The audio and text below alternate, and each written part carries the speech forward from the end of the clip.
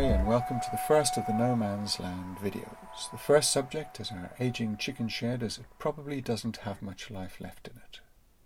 It was built about 27 years ago in the early 90s and took a couple of days to build. We poured a concrete foundation about 5 or 6 foot square and about 4 inches deep. A friend of mine helped, as I had no previous experience with concrete.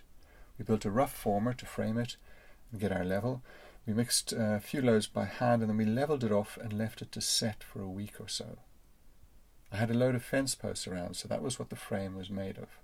Very rough mortise and tenons in 4x3 larch, using a chainsaw to cut both the mortises and the tenons. Nailed on bracing, which was made from 4 by 1.5 inch larch fencing rails, and we used the same for the roofing timbers, minimalist but good enough for the small light roof. There are also a couple of ash perches, just rough poles cut from local hedgerows with the bark removed. It's never been treated in anything other than a coat or two of lime wash my wife did soon after it was built. The walls are clad in rough-cut beech boards, and the roof is clad in shingles, or maybe more correctly, shakes. These were split from knot-free butts of larch, which I got from a local forester who was felling, and didn't mind me taking the bottom 12 or 14 inches from a few trees. The shakes were split from the log as I was laying them.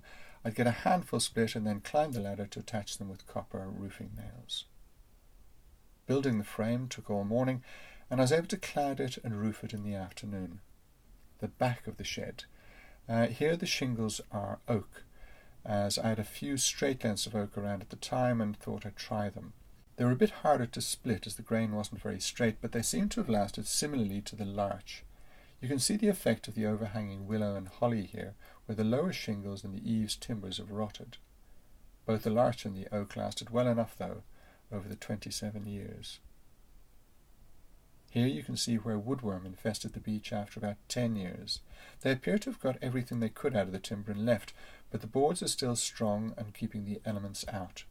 Just part of the greater scheme of things, I suppose.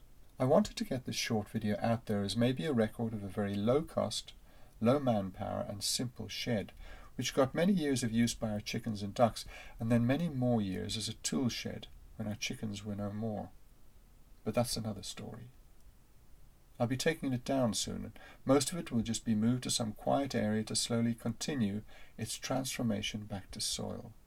I'll reclaim the nails, and the base will probably become part of some new project.